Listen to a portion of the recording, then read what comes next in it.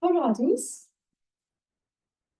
Ravie d'être avec vous aujourd'hui pour parler de la fabrique du compromis européen. Donc, je m'appelle Rosa Payon. Je suis maintenant assistante parlementaire au Parlement européen auprès du groupe des socialistes et démocrates avec l'eurodéputé Thomas Perrin-Carlin. Mais avant ça, j'étais étudiante à Sciences Po Ex. J'ai fait le BBC comme présidente du Parlement, David Sassoli, il y a 2 ans, enfin 3 ans, bien 3 ans. Et ensuite, j'étais tutrice BWS et cette année, je reviens comme coach du Parlement. Donc voilà, je suis super contente d'être avec vous.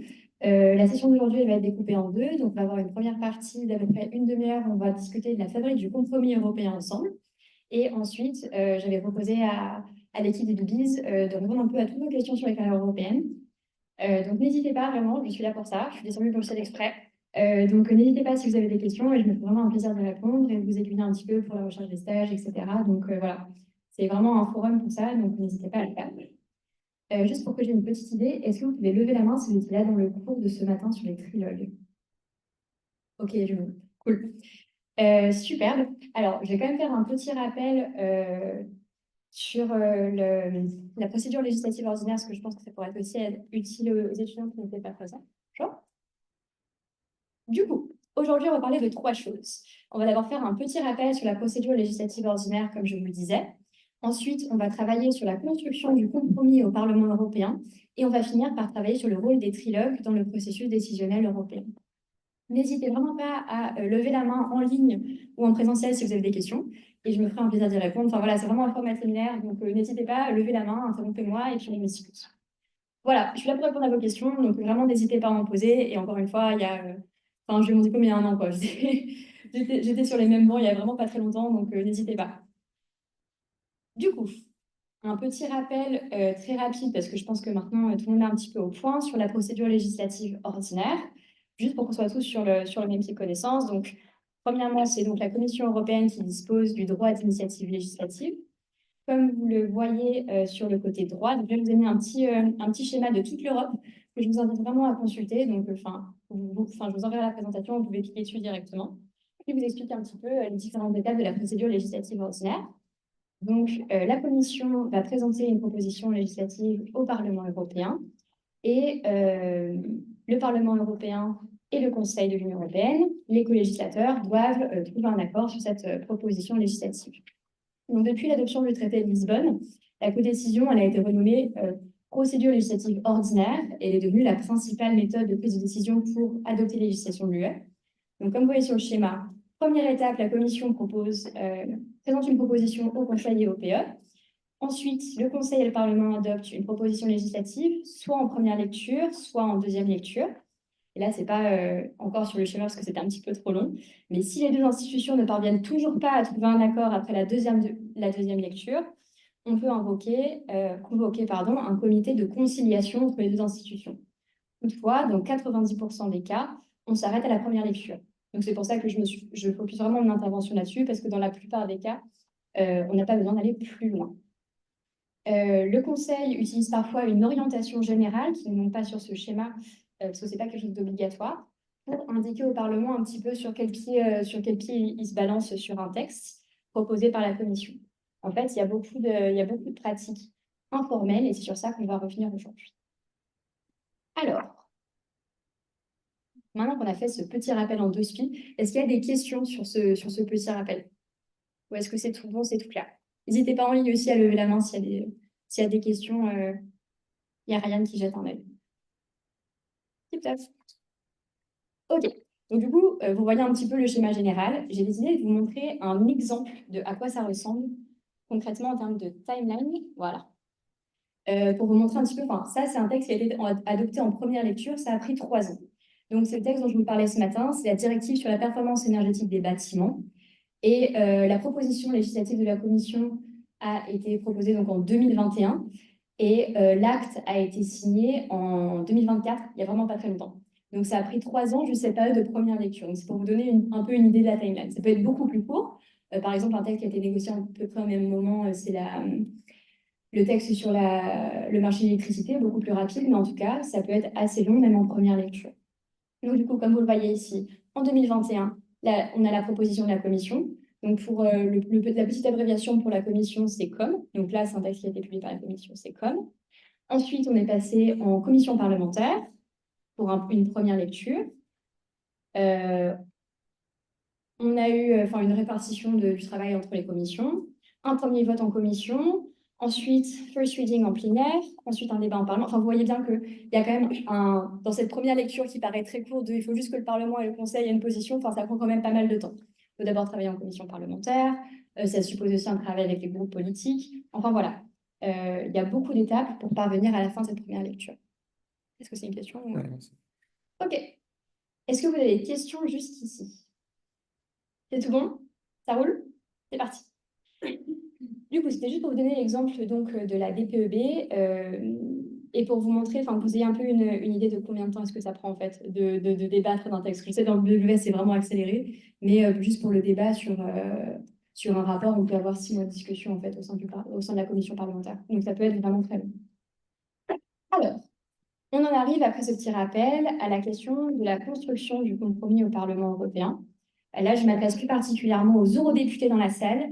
Sur la procédure en commission parlementaire, je vous invite fortement à aller regarder les règles de procédure du Parlement européen qui régulent tout ça, en fait, notamment le chapitre 2 du titre 2, qui vous expliquera vraiment comment est-ce qu'on travaille en commission parlementaire. Je sais que ça va commencer à être le cas maintenant que la commission a proposé les textes, donc ça peut être vraiment pertinent que vous regardiez un petit peu comment ça se passe, et n'hésitez pas à se poser des questions là-dessus. Donc, du coup, là, j'ai distingué 2 types de travail, donc, pour m'adopter un petit peu au BWS aussi. Donc, le travail au sein du groupe politique et le travail en commission parlementaire. Est-ce que vous êtes familier avec la notion de rapporteur? Est-ce que vous avez un rapporteur dans le BWS?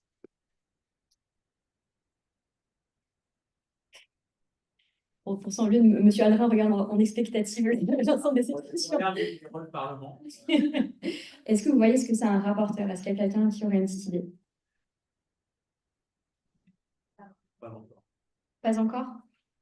Ok, donc le rapporteur, c'est la personne qui est désignée au sein de la commission compétente pour produire un rapport sur le texte proposé par la commission qui vient de tomber. Donc, en gros, ça va être le négociateur en chef du Parlement, le rapporteur. Donc, je vais reprendre l'exemple encore de ma directive sur les bâtiments. Le rapport était parti c'est les Verts qui avaient le rapport. Et du coup, le rapporteur était un eurodéputé vert. Et les shadow rapporteurs, ce sont les rapporteurs pour le texte dans les autres groupes politiques. Alors, comment est-ce qu'on décide qui va avoir un texte? Et bien, en fait, il y a un système de points. Et on fait un paging. En fait, c'est un peu la foire d'empoigne, hein, mais en gros, chaque groupe politique, du fait de sa taille, a un certain nombre de points. Et demander un rapport coûte un certain nombre de points.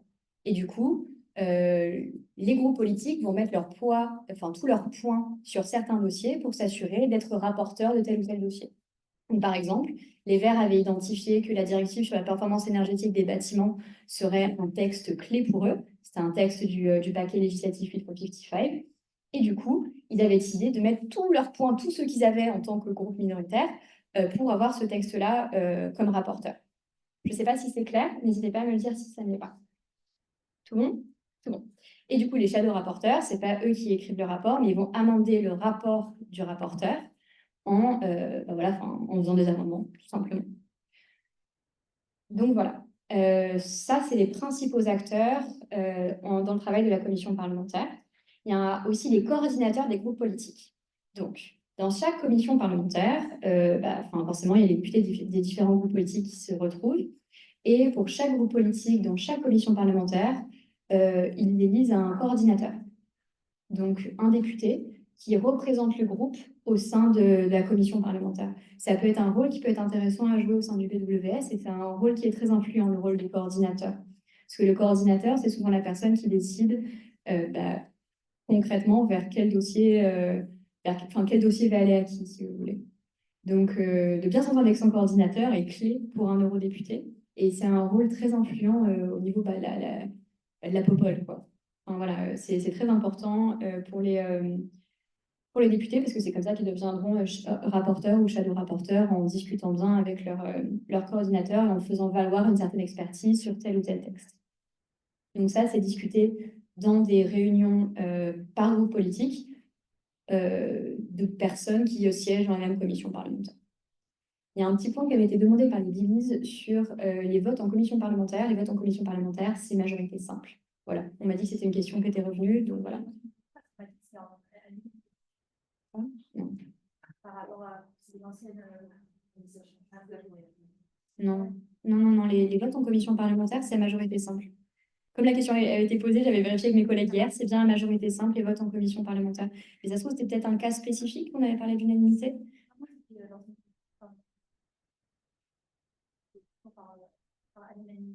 Non, c'est à majorité simple. C'est à majorité simple en commission. Voilà. Pour faire vérifier l'information.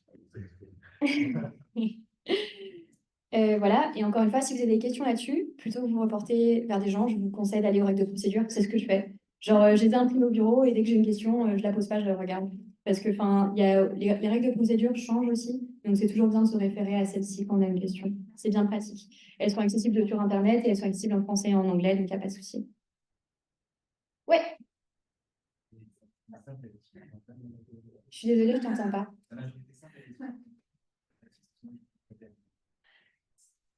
La majorité relative. Bah, ça veut dire qu'il y a la moitié des députés. Voilà.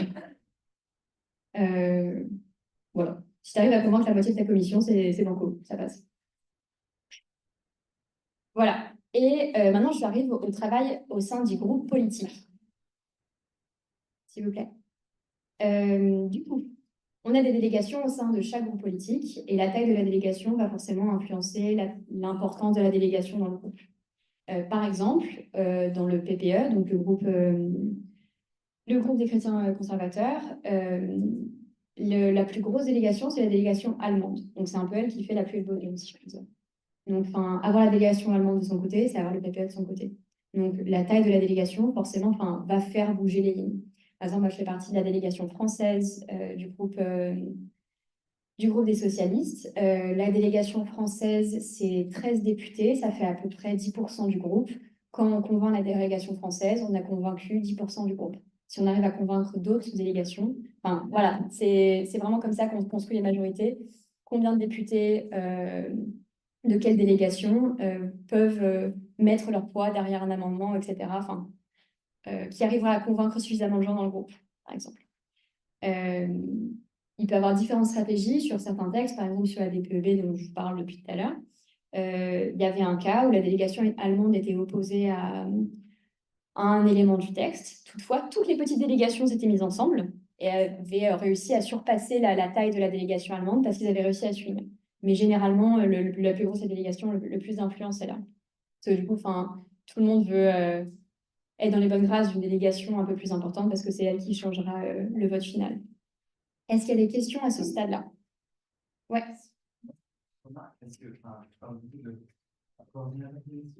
Ouais, le coordinateur. Donc forcément, ouais. les gens qui se quand on a un groupe politique qui est représenté à la commission INSEE, par exemple, ouais. il est d'office au ordinateur, enfin, il représente son parti et donc. Oui, en fait, c'est s'il y a plusieurs personnes, quoi, globalement. Mais comme il y a pas mal de petits partis aussi, c'est intéressant que tu le dises parce qu'il y a des gens donc, qui sont d'office, qui ont ce rôle, mais qui ne le savent peut-être pas, donc ça permet aussi un peu plus de savoir. Oui, bien sûr. Surtout sur la commission parlementaire compétente, ça peut être vraiment intéressant. Genre, convaincre l'ordinateur, c'est convaincre la délégation, c'est convaincre le groupe. C'est hyper important comme rôle. C'est des rôles qui sont très prisés et qui sont souvent occupés par des députés qui sont depuis plus d'un mandat. Par exemple, pour les socialistes, c'est le roumain Danica qui est coordinateur de SND en Mitré et il a beaucoup d'influence de ce fait. Il fait un travail de malade. Voilà, mais c'est vrai que comme BWS c'est quand même à plus petite échelle, je ne sais pas quelle est la pertinence d'avoir le rôle d'un coordinateur au sein d'une commission. Je ne sais pas combien de commissions vous avez au BWS, mais il y a de quoi faire. Bon, peut-être pas besoin. Oui. Ok, est-ce que vous avez encore des questions là-dessus sur le travail en commission et le travail en groupe politique, ou est-ce que c'est clair comment est-ce que ça s'articule? C'est tout clair, c'est tout bon? Ça va. Ok. Alors, je sais que vous êtes dans la procédure encore vous avez eu le texte de la commission, vous êtes en train de regarder un petit peu ce qu'il y a dedans, qu'est-ce qui vous va, qu'est-ce qui ne vous va pas, etc. Vous en discutez en groupe politique, ensuite vous en discuterez en commission. Et je fais un peu un fast-forward de 2-3 semaines si j'ai bien compris, au moment où vous allez arriver aux véritables négociations. Et du coup, on m'a demandé de faire un petit point sur le rôle des trilogues dans le processus décisionnel européen. Du coup, désolée, c'est une petite redite pour ceux qui étaient là ce matin, mais je pense que c'est toujours pertinent. Donc, une définition très simple. Les trilogues sont des réunions tripartites informelles sur les propositions législatives qui ont lieu entre les représentants du Parlement, du Conseil de l'Union européenne et de la Commission européenne. Quel objectif? Que le Conseil et le Parlement y trouvent une position commune sur le texte qui est discuté. Donc, qu'est-ce que la Commission vient faire là? La Commission, elle joue souvent un rôle d'arbitre et elle a parfois l'apport d'une expertise technique. Donc, pour vous expliquer un peu comment ça se déroule un trilogue, on a un examen du texte ligne par ligne lors des débats et la Commission vient toujours rappeler l'esprit du texte. Donc, par exemple, on va débattre, je ne sais pas, de tel ou tel amendement. Voilà, la Commission revient pour expliquer quelle était leur idée derrière le texte initial avant que le Parlement et le Conseil expriment pourquoi est-ce qu'ils ont pensé qu'il y avait besoin d'ajouter ou d'enlever quelque chose au texte. Donc la Commission, elle a un rôle véritablement important dans les trilogues, même si elle ne fait pas partie, elle n'est pas dans la codécision. Dans le jeu, j'ai cru comprendre que vous avez droit à une quinzaine d'amendements pour le Parlement et de modifications par institution. Je sais qu'il y a plein d'amendements qui seront déposés et qu'après, il y aura un peu une sélection de ce qui sera discuté en trilogue. Ce qui me paraît une bonne idée parce que les trilogues, sinon, ça peut durer très longtemps. Donc voilà, en tant que député, je vous conseille de vraiment vous concentrer sur les points politiques les plus importants et qu'est-ce qui est un petit peu le plus chaud. Déterminer un peu vos lignes rouges et de vraiment demander à ce que les amendements qui soient étudiés soient vos gros amendements lignes rouges. Ensuite, une petite question, mais qui vient au trilogue? Du coup, je vous dis qu'il y avait les 3 institutions, mais combien de personnes est-ce que ça représente? Comment ça se passe, etc.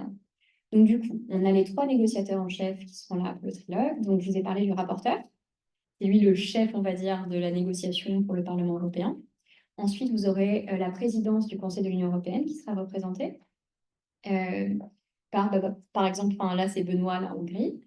Et vous aurez la commission. Donc, pour un premier trilogue, ce qu'on appelle un trilogue introductif, si vous êtes un peu chanceux et que votre dossier est un peu important, il y aura peut-être la présence d'un commissaire ou d'une commissaire qui viendra ouvrir le texte, ou quelqu'un de moins important dans la hiérarchie qui viendra parler du texte. Et après, ce sera un petit peu plus au niveau technique. Pour un gros trilogue, il y aura à peu près 50 personnes dans la salle et ça peut diminuer aussi un peu. Donc, on l'a discuté un petit peu en cours sur les trilogues ce matin. C'est vraiment une discussion à cercle réduit où finalement peu de personnes prennent la parole. C'est surtout les 3 négociateurs en chef qui prennent la parole. Donc, par exemple, du côté du Parlement, il y a le rapporteur et l'ensemble des shadow rapporteurs qui seront là pour représenter le Parlement. Toutefois, c'est en grande partie le rapporteur qui viendra prendre la parole parce qu'il connaît déjà les limites et les positions des shadow rapporteurs. Au moment même des trilogues, il y a des moments où on fait des pauses pour justement que chaque institution rediscute entre eux comment est-ce qu'ils interprètent ou ils appréhendent la nouvelle position du Conseil, etc. Donc, les trilogues, comme j'expliquais ce matin, peuvent être assez courts, un trilogue de 3 heures à peu près, ou très long et finir à 5 heures du matin. Donc, les trilogues introductifs sont souvent des trilogues de 3 heures, et les derniers trilogues, les trilogues de fermeture, peuvent être vraiment beaucoup plus longs. Ce que je vous expliquais, un trilogue qui commence à 18 heures, il ne va pas finir à 21 heures. Donc, les trilogues qui commencent tard le soir finissent souvent tard dans la nuit. Voilà, il faut entre 3 et 5 trilogues généralement pour boucler un dossier, mais beaucoup plus de réunions informelles, donc des réunions techniques entre les différents staffs des institutions pour discuter des points techniques du texte. En fait, en trilogue politique, on ne vient discuter que les points extrêmement politiques du texte. Donc, par exemple, les targets. Tout ce qui est chiffré, c'est beaucoup plus difficile de le discuter au niveau technique parce que c'est véritablement une ambition politique. Donc, on a vraiment une séparation entre les trilogues politiques, où on a vraiment les discussions très high level et les réunions techniques où on prépare tout ça. On discute et on se met d'accord sur un maximum de choses et on garde pour les trilogues politiques vraiment les points qu'il faut trancher. On sait pas, c'est très difficile de les trancher au niveau technique. Voilà. Ouais. Oui, pas de problème, dis-moi. Ouais.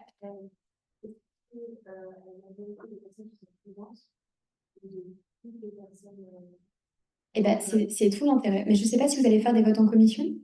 Ah, trop bien. Et bien, justement, c'est tout l'intérêt. Et c'est pour ça que les députés sont toujours en train d'essayer de chercher des remplaçants.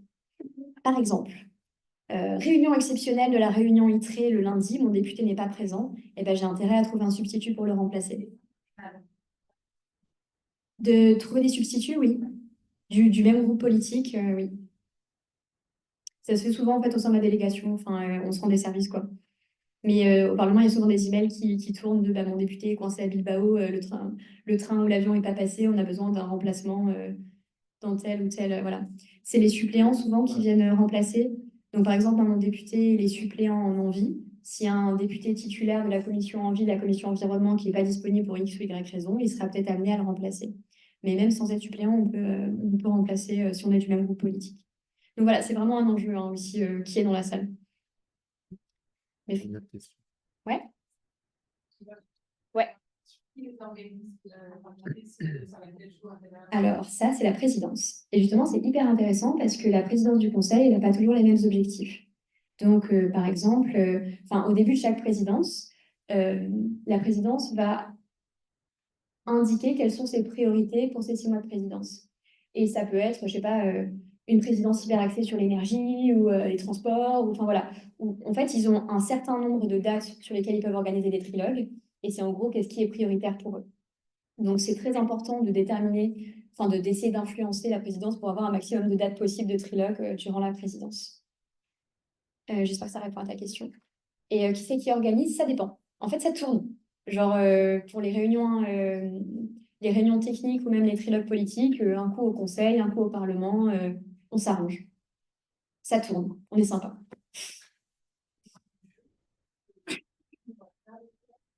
Ouais, il va y avoir des trilogues dans le jeu.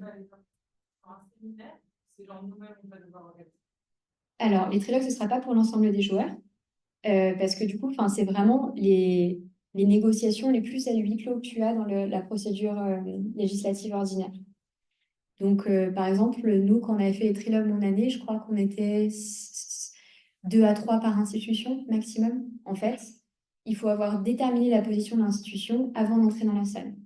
Et donc, il y aura tout ce travail de préparation au sein de chaque institution de qu'est-ce qu'on va défendre, quelles sont nos lignes rouges avant d'entrer en trilogue. Mais du coup, ce ne sera pas l'ensemble des gens qui sont représentés. Imagine si tu avais les 27 États membres qui étaient là à chaque trilogue, ça fait déjà la moitié de la salle. Voilà. C'est dans 3 semaines. Ouais. D'accord. Matin, vous allez recevoir ce qu'on appelle le vadémécum des négociations. Il y a tout ce qui reste à faire, pas ce qui vient après la publication des position papers. Et donc, du coup, il y a des créneaux où il y a des trilogues organisés à l'initiative on a mis le Parlement et le Conseil. Et évidemment, on a dit, la commission n'est pas vraiment même partie prenante. Hein. Au sens où elle assiste, elle est là pour, en amont, préparer les points d'accroche. Pour préparer les points d'accroche, etc. Vous serez sensibilisés et le Conseil et le Parlement organiseront chacun un trilogue. Donc, du coup, pour ceux qui sont en ligne et qui n'ont peut-être pas entendu M. Aldrin, il y aura 2 trilogues, un organisé par le Parlement et un par le Conseil. Et vous aurez toutes les informations par Agnès demain. OK. Par manque de temps, je vais peut-être passer ça, mais ce sera du coup dans le diapo que je vous enverrai. C'est un petit peu vous expliquer comment est-ce que ça marche du côté du Conseil des trilogues. Et j'en ai discuté avec Benoît, je vais tout expliquer. Donc, si vous avez des questions, vous pouvez, je pense, vous rapporter à lui aussi. L'objectif sur un trilogue, c'est de trouver un accord sur l'ensemble des lignes du texte. Donc moi, quand je regarde un 4 colonnes, ça s'appelle un 4 colonnes, en fait, c'est la proposition de la Commission, le mandat du Parlement, le mandat du Conseil, et la 4e colonne, c'est l'accord qu'on doit trouver entre les 2 institutions. Et du coup, quand je regarde un petit peu le texte, j'arrive à savoir si une ligne est verte, jaune ou rouge. Une ligne verte, c'est tout le monde est d'accord. Donc, par exemple, ça peut être une modification, c'est une ligne verte, ou s'il y a déjà un accord qui a été trouvé au niveau technique, c'est une ligne verte. Jaune, c'est un petit peu compliqué, mais on est en train d'y travailler. Et rouge, là, il n'y a pas du tout d'accord, ça va pas, ça doit partir au niveau politique. Par exemple, je ne sais pas, le Parlement a mis une target de 20% d'énergie renouvelable produite dans une école, je dis n'importe quoi. Ça ne va pas du tout au Conseil, c'est une ligne rouge, bam, rouge, ce sera discuté au niveau politique aussi. On m'avait demandé un petit point sur la différence entre les négociations d'une directive et d'un règlement. Il n'y en a pas. Une directive, oui, elle se transpose, mais comment vous dire, les blocages politiques restent les mêmes. Donc, j'en ai discuté un petit peu avec des collègues hier et le ressenti était le même. En gros, on n'ira pas à la virgule près pour une directive, pas de la même manière qu'un règlement. Toutefois, les blocages politiques sur les targets, sur les éléments importants, ils seront quand même transposés. Donc, il y a très peu de différence dans la négociation d'un règlement et d'une directive. Voilà, oui, la transposition est laissée aux États membres, mais ils n'ont pas le droit de changer une target, quoi. Un objectif, pardon. Je suis désolée pour le franglais. Voilà, j'espère que c'est clair. Il n'y a pas de différence fondamentale au niveau de la négociation, mais après, quand même, oui, bien sûr. Si un juriste qui écoute, il peut faire une apoplexie. Non, je précise. Il y avait une question du coup transmise par les Bibis sur la différence de négociation en trilogue de la directive et du règlement. Il n'y a pas de différence de négociation profonde. Toutefois, il y a une énorme différence entre une directive et un règlement. Ouais. Les européennes l'ont vu en droit hier. Tout le monde n'a pas vu la différence entre le règlement et la directive. D'accord. C'est quand même de rappeler que le règlement, c'est intangible. Oui. Ça s'applique dans les mêmes termes. Du coup, la directive. Non, je crois qu'on ne vous entend pas en fait. Ouais. Du coup, la directive, c'est un texte qui doit être transposé et le règlement est directement transposé dans les lois nationales. Ouais.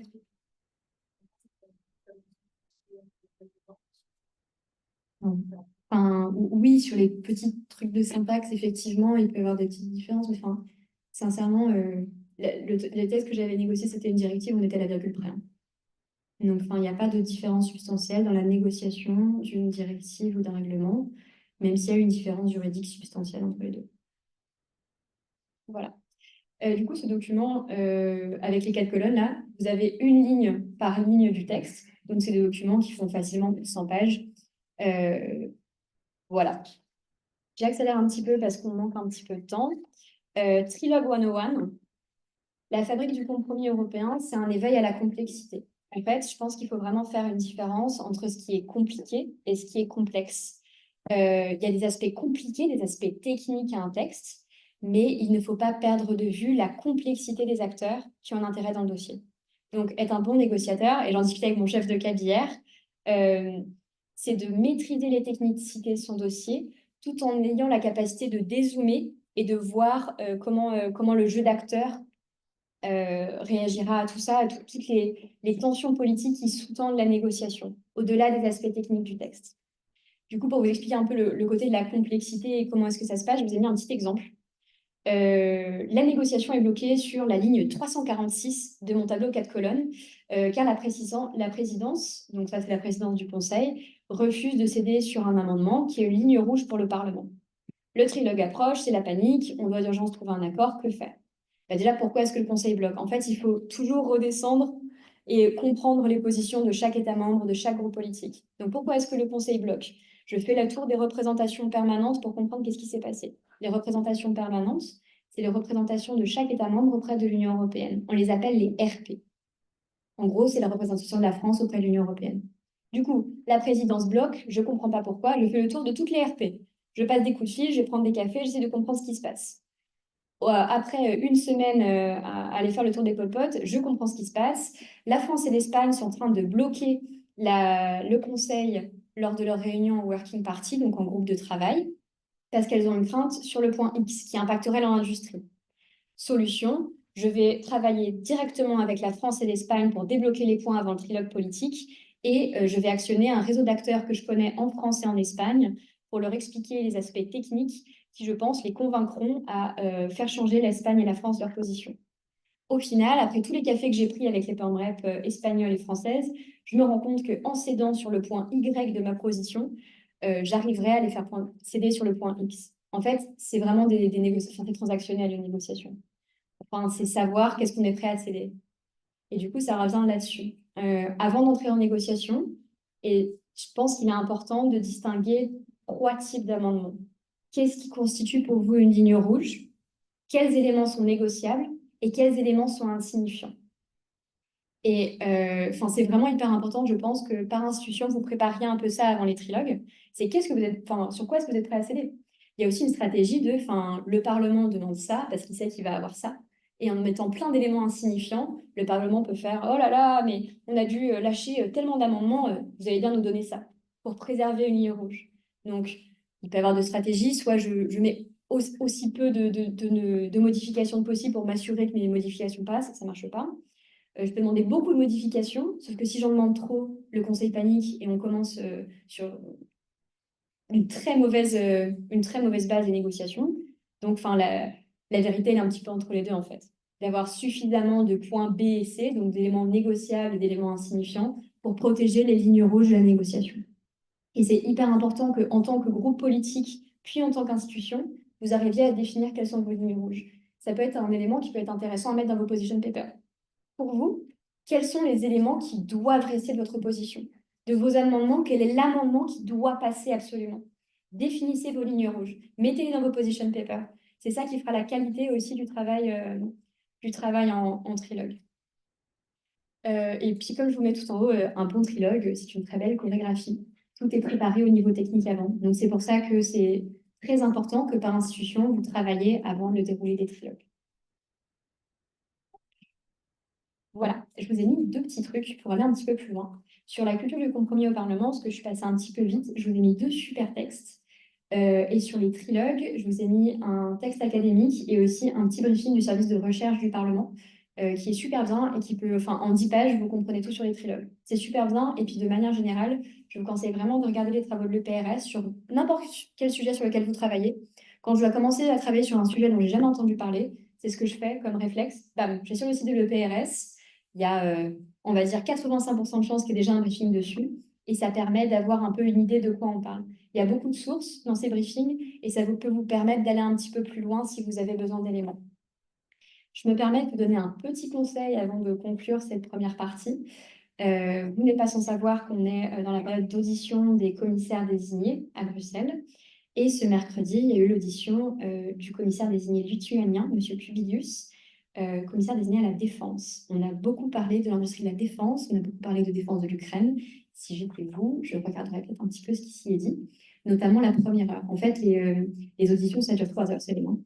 À part si vous avez 3 heures de votre temps libre à y accorder, allez-y. Mais la première heure, c'est la plus importante parce qu'il y a la présentation d'à peu près un quart d'heure du commissaire désigné de la politique qu'il veut mettre en place pendant 5 ans. Et ensuite, il y a le round des questions des coordinateurs politiques, donc les chefs des groupes politiques au sein de la commission. Et ça va être le moment où les gros points politiques vont être abordés. Donc ça peut être très pertinent et ça peut vous donner une meilleure idée de comment est-ce que votre groupe politique se positionne sur la question de la défense européenne. Voilà, n'hésitez pas si vous avez des questions sur ces aspects particulièrement, je suis ravie d'y répondre. Et puis sinon, si vous voulez, on peut passer aux questions davantage axées sur les carrières européennes. Excusez-moi, j'aurais une question. En fait, c'était par rapport aux stakeholders, parce que là, on a parlé pas mal du Parlement et du Conseil. Comment, en fait, vous travaillez avec eux et comment ça se passe, on va dire, dans la réalité de la vie du Parlement européen, on va dire, le contact entre les stakeholders et les parlementaires pour construire les directives. Eh bien, écoute, je suis très contente que tu poses la question, parce que j'ai pas le temps de faire dans ma présentation. J'ai vu un petit peu les 2 côtés du miroir, si je puis dire. J'ai été donc stagiaire auprès du bureau de Kieran Cuffe, eurodéputé irlandais sur la négociation de cette directive, mais j'ai été aussi lobbyiste sur ce dossier. Donc, j'ai vu un peu ces 2 côtés. En tant que lobbyiste, ton travail, c'est d'avoir des informations sur ce qui se passe, mais les informations sur ce qui se passe, elles ne vont pas te tomber du ciel.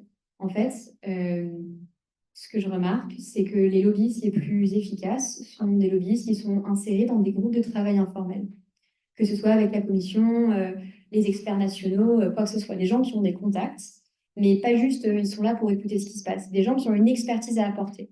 Donc en fait, en publiant des rapports, en publiant de la data, tu peux obtenir des meetings avec des députés, avec des policy officers de la commission, etc. Donc en fait, il y a une production d'expertise qui est assez intéressante de ce côté-là, parce qu'elle est forcément biaisée, parce qu'elle vient d'un groupe d'intérêt, mais parfois, c'est ce qui peut permettre assez facilement d'avoir des meetings, parce que c'est des recherches que les équipes n'ont pas le temps de faire elles-mêmes aussi, et qui du coup peuvent être pertinentes. Après, voilà, il y a différents types de lobbyistes, mais c'était vraiment mon approche de produire de l'expertise pour permettre une meilleure décision, une meilleure décision. Les lobbyistes, ils peuvent intervenir à tous les stades de la négociation. Donc, ce n'est pas parce qu'on passe au trilogue que tu as fini, en gros. Je parlais du 4 colonnes tout à l'heure. Il est parfois publié. En fait, c'est censé être ce qu'on appelle le RIM document, un document de travail qui n'est pas accessible en dehors des négociateurs, mais souvent ils sont fuités. Essaye de trouver quels amendements vont être discutés, essaye d'aller parler aux États membres, aux parlementaires pour les convaincre que tel ou tel amendement doit être changé ou X, Y, Z. En fait, définis quels sont tes intérêts en tant que lobbyiste, qu'est-ce que tu veux voir sortir de cette législation. Et une fois que tu as défini ça, je pense que ça a été fait dans ton preposition paper, tu peux déterminer quel angle d'attaque, quelle stratégie mettre en place d'influence à la fois au Conseil, à la Commission et au Parlement. Voilà, j'espère que ça répond à ta question. Merci beaucoup. Ouais. Et toi, en tant que nouvelle diplômée de Jean Florès, quelle expertise tu as apporté dans ce travail en tant que... Du coup, c'est des groupes de travail informels, hein. Mais par exemple, je n'irai pas dans le détail de là où j'ai pu intervenir, mais des points qui étaient un petit peu difficiles à comprendre et où il y avait besoin de l'avis des industriels. Je sais pas, un aspect très technique. Je sais pas, sur une pompe à chaleur ou comment est-ce qu'on peut faire un rapport d'expertise de performance énergétique. En fait, des fois, il y a besoin de l'avis des industriels sur certains points, sur comment est-ce que ça fonctionne, combien ça coûte, etc. Moi, j'avais beaucoup travaillé sur un projet européen sur la mise en place de la mise en œuvre de la directive en Europe centrale et orientale. Voilà, de revenir vers la commission et de dire, OK, en Bulgarie, il se passe X, Y, Z. Ça me pose comme problème 1, 2, 3, qu'est-ce qu'on pourrait faire, etc. C'est faire le travail de recherche que les institutions n'ont pas eu le temps de faire ou qui était dans leur angle mort. Voilà.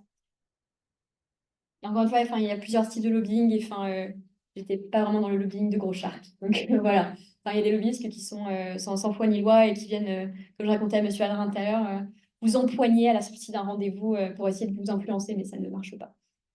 Donc, la production d'expertise est, je pense, la meilleure manière d'être influente en lobbyiste. Allez prendre des cafés. Prendre des cafés. Bruxelles tourne sur les cafés. Est-ce qu'il y aurait d'autres questions sur les trilogues ou sur le travail de lobbyiste? Ouais. On a un peu parlé du lobbyisme pour les stakeholders, mais pour les États tiers, est-ce que tu vois une certaine influence dans les trilogues ou pas du tout? Tu représentes qui comme État tiers? La Chine. La Chine, bingo. En gros, comme je vous disais, le trilogue, c'est une chorégraphie. Les institutions vont arriver au trilogue, ils savent ce qui va se passer s'ils ont bien bossé. Du coup, c'est dans ce travail préparatoire que tu vas devoir influencer. Va voir les États membres, va voir les stakeholders, influence-les eux, qui influenceront un peu par ricochet. Tu peux considérer qu'en tant qu'État chinois, tu as un sacré budget d'influence et tu peux mener des actions aussi pour préserver les intérêts chinois dans cette négociation. Je pense notamment aussi à la Russie. Je ne sais pas si l'acteur est là, mais ça doit être un sacré rôle. Voilà. Est-ce que vous avez d'autres questions?